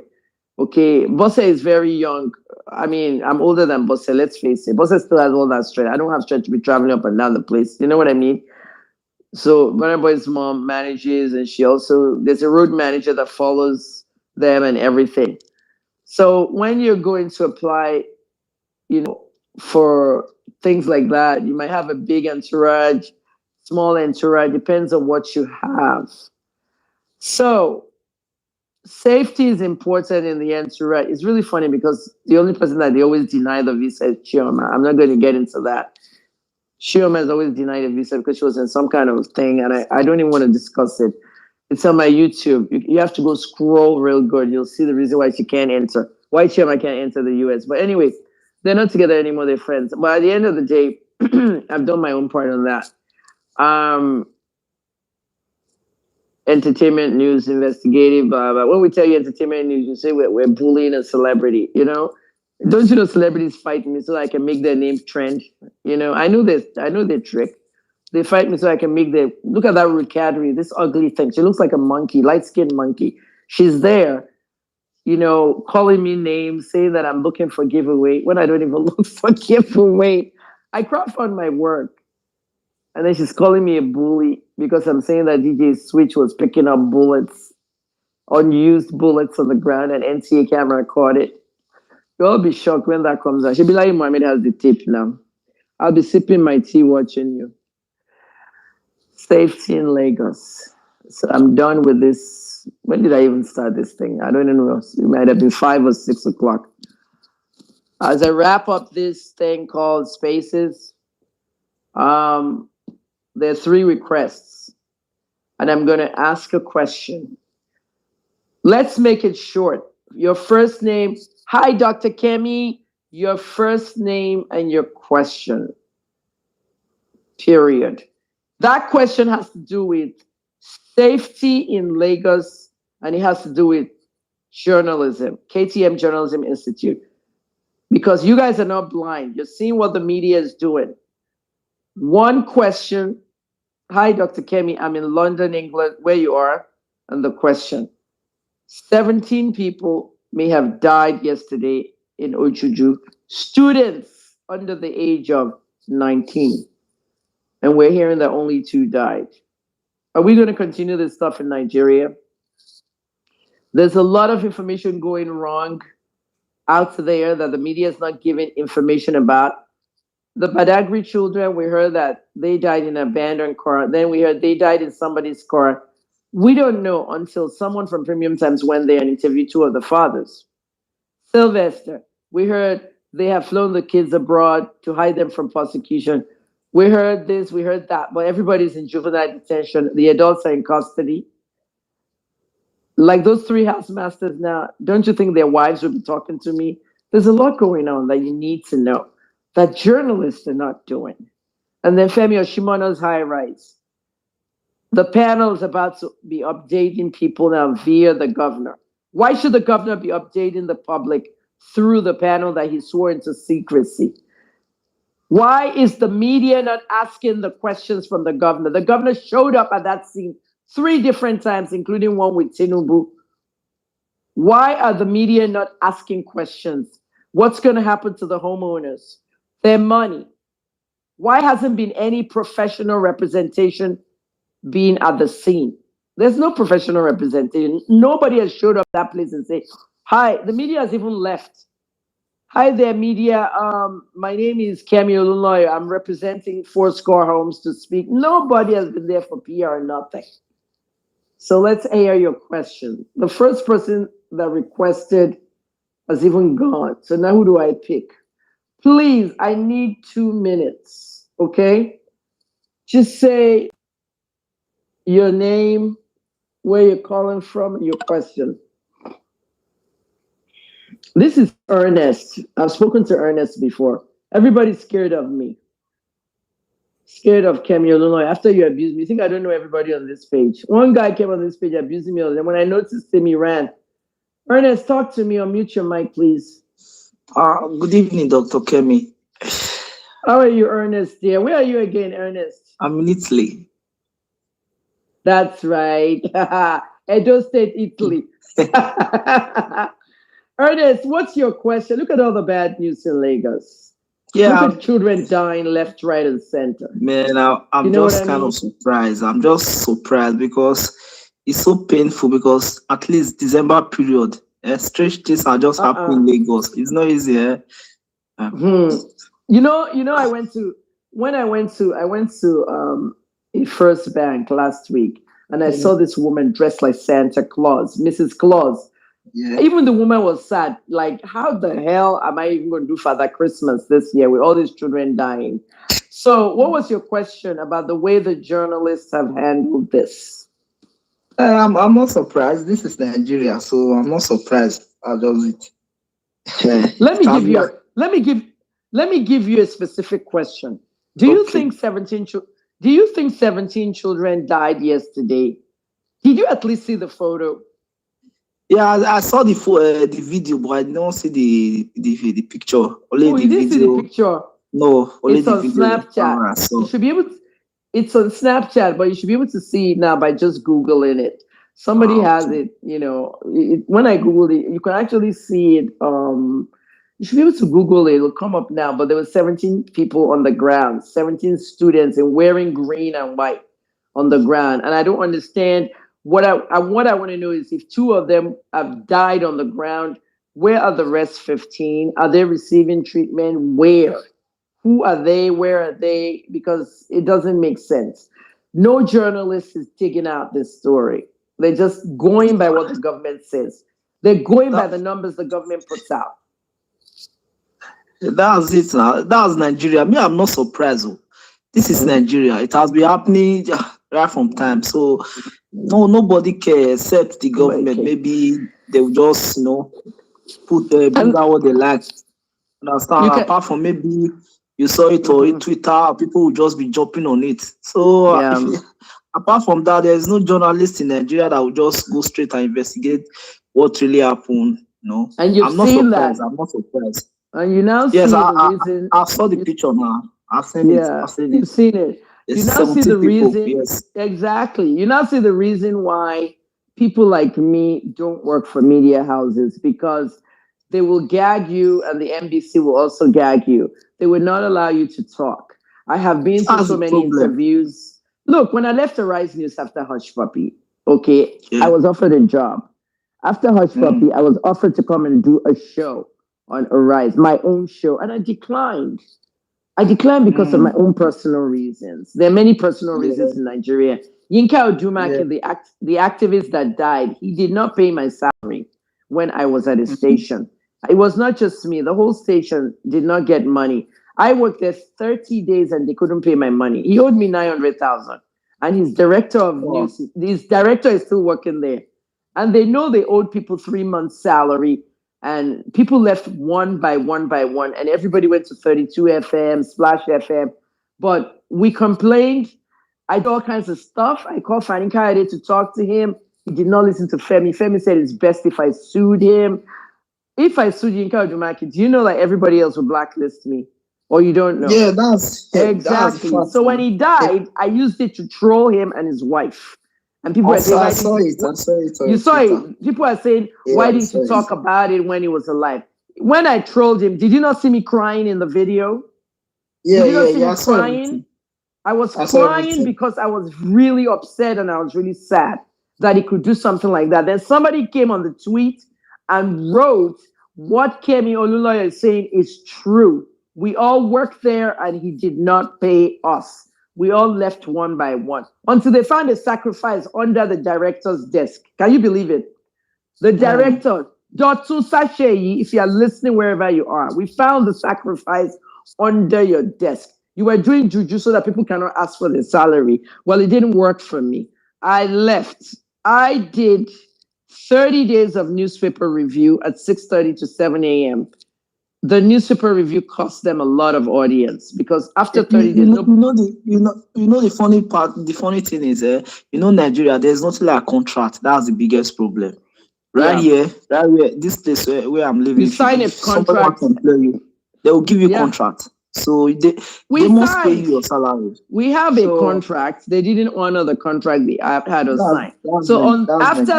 After Petals FM, I decided I would never work in Nigerian media again. Then that one billionaire that wanted me to work at his African business thing, I said, no, So, I said, Arise, maybe if I have my own show, a political show that would clash with Shewan King's show. You know what I mean? That would have been great, right? But by the end of the day, if I do a show like that at the same time, what will happen? You'll hear people who will say, Kemi will say this now, they will fine us 5 million. NBC will fine us because it's no holds barred. I can talk about anybody. News has no favor. NBC will now media freedom in Nigeria. That's just a fact. There's no media NBC will now say Nigerian Broadcast Commission, #1 terrorist group in Nigeria, followed by Boko Haram. Yes, I said it. #1 terrorist group I told the DSS that about 3 weeks ago. I said the Nigerian Broadcast Commission is the #1 terrorist group in Nigeria, followed by Boko Haram. You need to go and arrest everybody at the NBC. Modibo Kawu is still going through the 2.5 billion naira case that he stole money allegedly. The new one is also in for another money missing. It's always money missing. They forgot to digitize NTA because they shared the money between themselves. We know what's going on. But when it comes to videos like This is Nigeria by Falls the Bad Guy, they can ban that quickly. They can ban all kinds of music videos. They can ban all kinds of stuff. But at the end of the day, that's what they do. We don't need cover-ups, okay? The world is changing. We don't need cover-ups. You know what I mean? Let's go to the next person. Ernest, thank you very much for joining me. Yeah, well, let me quickly ask this question about the COVID, whether it's Macron, I don't know. Yeah, I spoke about it already. I spoke about it already. Yeah. Wow. No, I just told everybody that the safety in Lagos is more important. This is what the topic of the show is. The safety in Lagos, if you're going to hold on, this phone is about to die. Okay. If you are about to go to a party this holiday, there are concerts in Lagos. Yeah. Lagos is partly open. If you're going to go to a concert in Lagos, you need to have a mask on everywhere you go. But now the governor has changed everything. You cannot attend an event at a venue without a vaccination card. If you don't have a vaccination card, you can't enter a wedding, a funeral party, any reception. And then all venues Okay. are back to 60% because of Omicron. So safety is Okay. important. 60%. In other words, if that venue takes 1,000 people, only 600 will be allowed. So if you're going to Owambe, get there Okay. early, or else you won't be able to enter. Then the Okay. security guards, before it was just your invitation you showed to all these VIP events. Now you're going to show your vaccination card. If you don't have your vaccination card, you have to show a PCR test that you took 72 hours prior to the party. A PCR test costs 50,000 naira. You take it to it just shows that you're COVID negative. Okay? And you have to Okay. go in that. And they can Sorry do for it. cutting, sir. They can also do a rapid antigen Okay. test at the site. You're going to a party, you're going to do rapid Okay. antigen test. Who needs that? You know what I mean? So for me personally, when everybody gets to these parties, they're still going to remove their mask.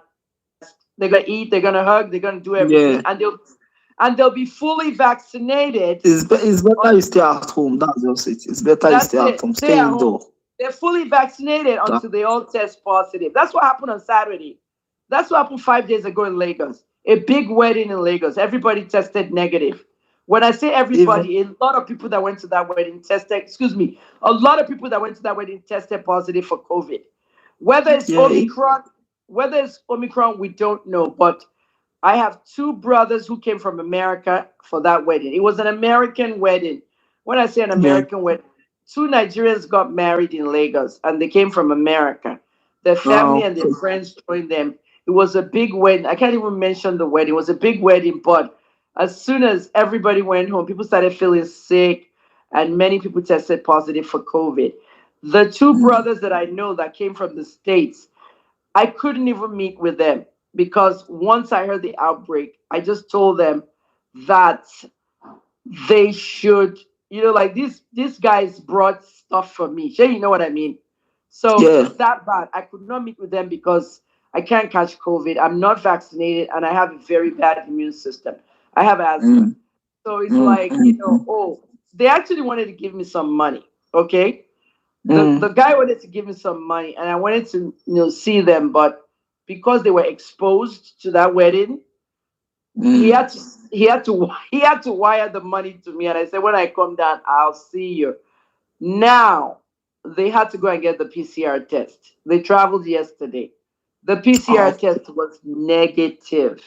So thank God they have entered America today and they have gotten their booster shots.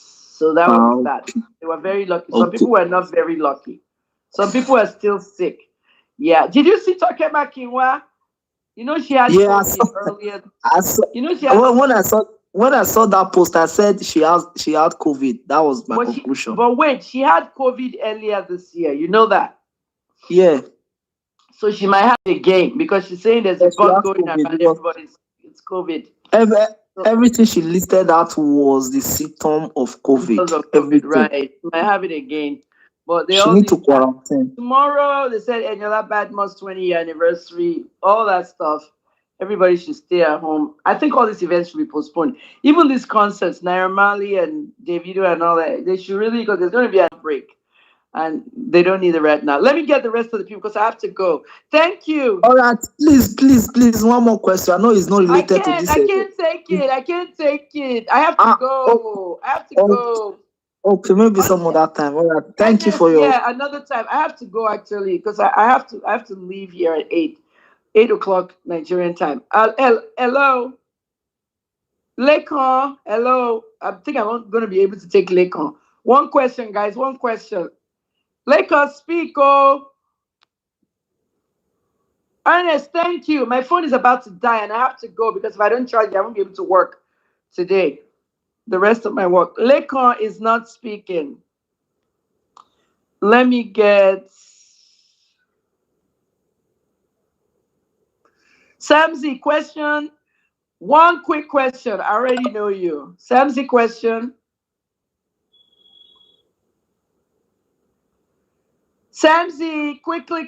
My phone is gonna die. I gotta charge this phone. Good evening to you. How are you? What's your question regarding safety in Lagos?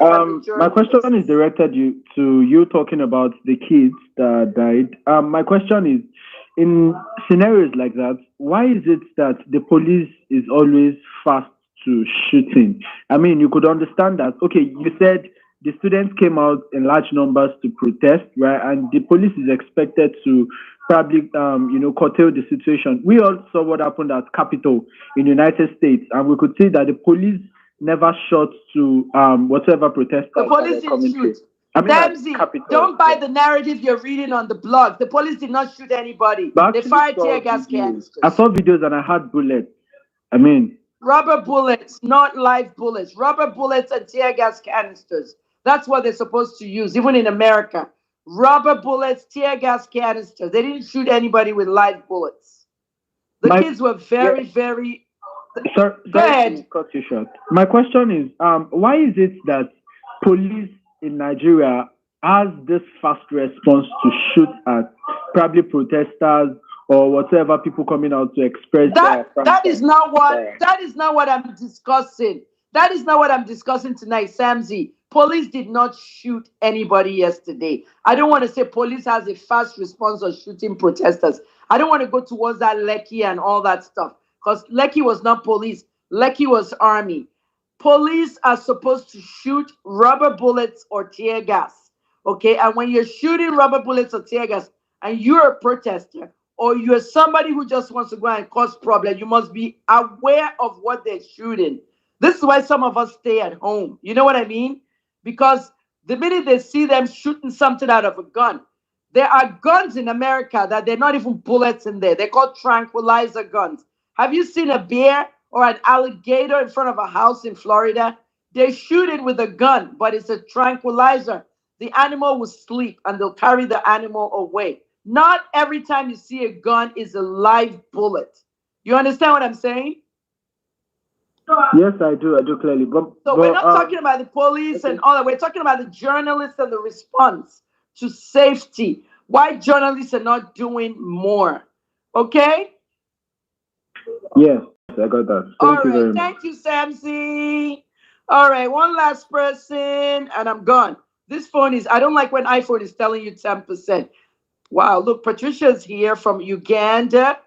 Patricia Lindrio, the top Ugandan journalist. I actually like her a lot. Senior reporter for Global Press covering Uganda.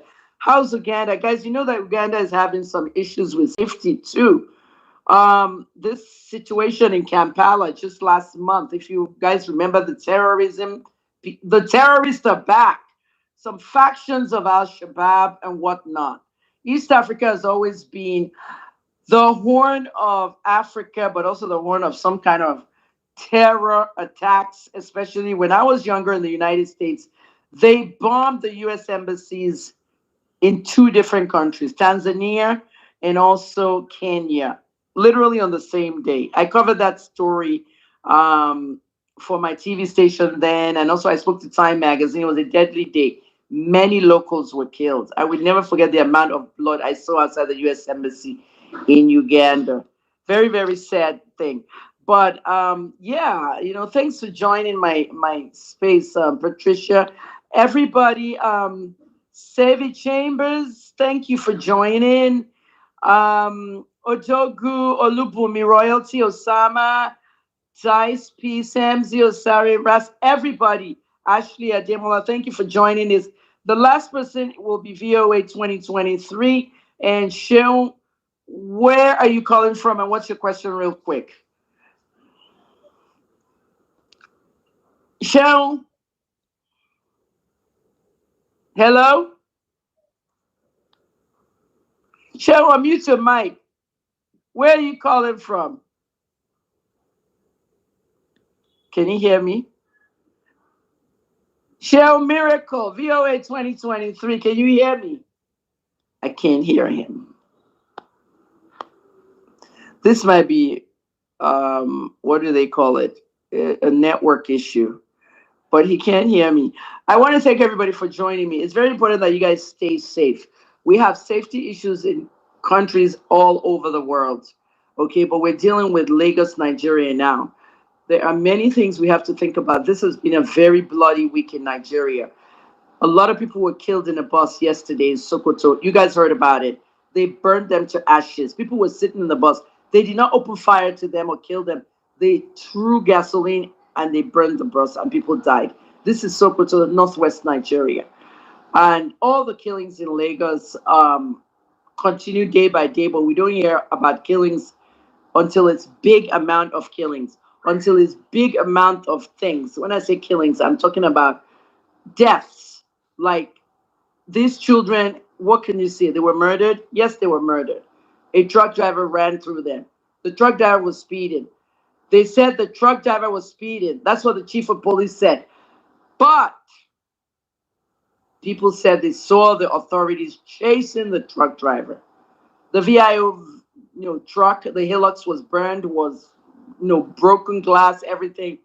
But what the eyewitnesses is saying is what we need to be listening to. Was he being chased by a government vehicle in a residential neighborhood? Is that why he ran directly into the kids? We're not hearing that. The chief of police is saying, the commissioner for police is saying he was speeding. So there's a lot more that journalists need to dig into. The safety in Lagos is very important. Lagos is very festive during the holidays. They've already announced the Christmas thing. You know, that Christmas market and fun and everything near Eco Atlantic. I want to visit that one. It's at 4 to 9 every evening. But at the end of the day, look what we have. Sad news everywhere. December is not a good month for me. That's when I lost my brother. He was 17 years old, December 21st, 1999. He was on his way from Birmingham to London to meet me so that we can spend Christmas with my other brother. Never made it. He crossed the laundromat to go get his clothes from the laundry, and a car hit him and 5 other pedestrians.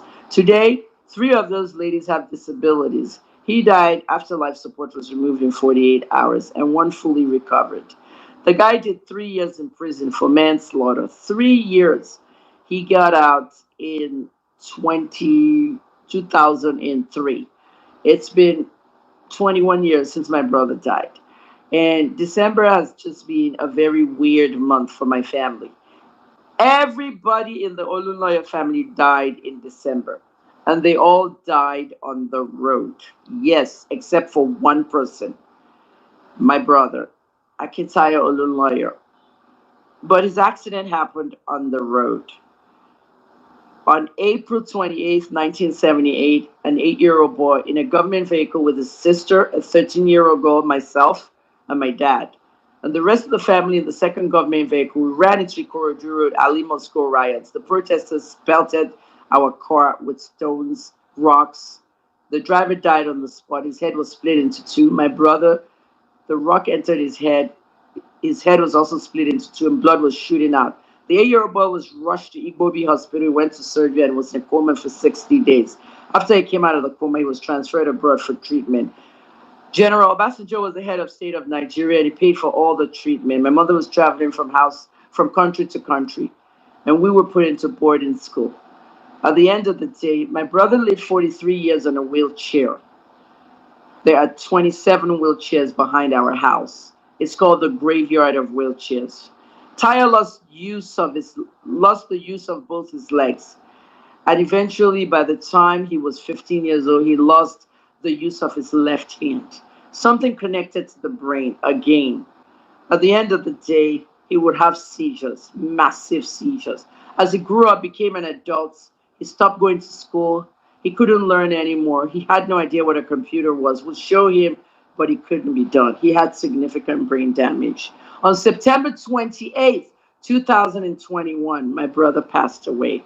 After several seizures, lots of pain, 43 years on a wheelchair, I vowed never to protest in any country, US, Canada, and Nigeria, because protesters are nothing but hoodlums, and hoodlums are nothing but protesters. It is my view, it is my opinion. If you want to protest forever in Nigeria, go out and protest forever. It will not change the government. Nothing will change. We have protesters now who are activists and lead these meaningless protests and harm others.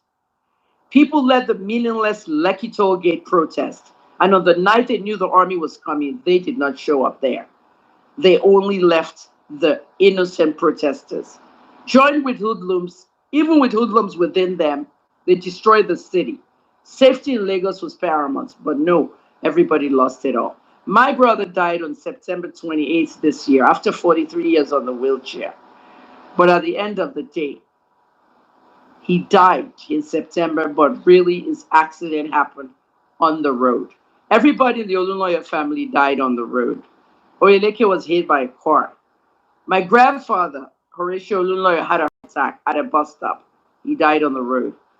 My grandmother, many people in my family, uncles, aunties, it was either a car accident, standing on the road, and my great grandmother also died in a market. And it was all in December. December has become a month that I don't even go out because I'm superstitious that if I go out, something bad is going to happen. Yeah, December. I'm at home most of the time because I'm a digital journalist. But beginning in 30 days, I become a journalism school owner and operator. Until we meet again, I will not be online for the rest of December. On December 8th every year, it is a tradition. People that know me know that and don't post anymore online. I'm on vacation. I'll see you in 2022.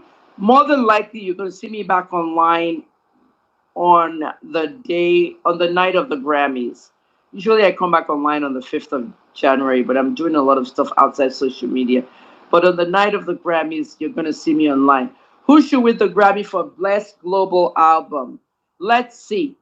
3 of the 4 nominees I know personally.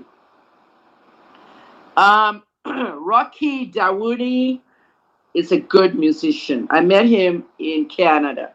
A Ghanaian music artist, old school, new school, yeah.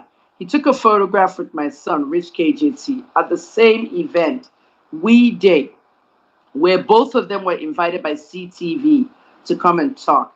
KJ was KJ the Kid reporter at Rich KJT Music, my now 21-year-old son. And Rocky Dawoodi, a musician from Ghana. I took the photo of 10-year-old KJ and Rocky, and I posted it, and Rocky saw it.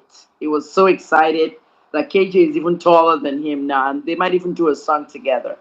I reviewed Rocky's album. It was a 9 out of a 10. I love the album. He hasn't done something like that in a long time. If Rocky wins the Grammy for Best Global Album, Ghana will celebrate. The second nominee that I picked out of the 4, Made Kuti. The person supposed to win that award is Made Kuti. And I'm saying it now so you guys can listen now. Made should win, but Wizkid will win. Do you understand what I said? Made Kuti, Femi Kuti's son and Fela's grandson, should win, but Wizkid will win. In other words, Made in Lagos, an album that I gave equally a 9.4 out of 10, with very big hits, Essence, and so many other ones, like Ginger. I reviewed the whole album.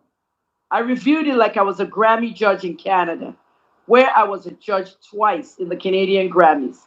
As a member of CARAS, Canadian Academy for Recording Arts and Sciences, I was the owner of Hip Gossip, a music blog that was #1 in Canada, and I had affiliations with BET, MTV, and VH1. They picked me as a Juno Awards judge. You apply and you have to be affiliated with the music business. And I've been a Juno judge twice, especially the most coveted 40th Junos, the 40th anniversaries. I listen and listen and listen to music on my iPod, on my iPhone, and I picked the nominee, Justin Bieber, for 2 categories against Drake. I later told Drake I didn't vote for him, but I voted for Justin. You have to listen over and over. You log in with your password, and then you submit your choice. Are you sure you want to pick Justin Bieber? Yes. Submit. And that's how we vote.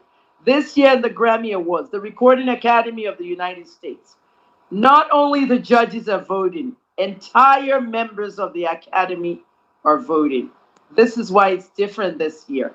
It just used to be the judges. But it's like in Canada, imagine all the members of the Academy voting. So it can make a very big difference. There's some people in the Academy that are members that don't even know Wizkid. Some don't even know Made Kuti. They know Fela Kuti. Some don't even know Rocky Dawini. But everybody has to listen to the music and pick. So I assumed I'm one of the Recording Academy members and judges. I need to join the Recording Academy, by the way. I was only in the Canadian one. Guess what? Made in Lagos, 9.4.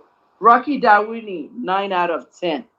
Made Kuti's album with his father featuring in some tracks, Femi Kuti, I gave that album a 9.9. 9.9 is literally 10. Made Kuti should win that Grammy, and it's a win for Nigeria, but Wizkid will win the Grammy. Let's see how it goes. It's either Made or Wizkid. It could be anybody, but that's what I'm saying. I'll see you in February. Thanks, everybody. Bye-bye.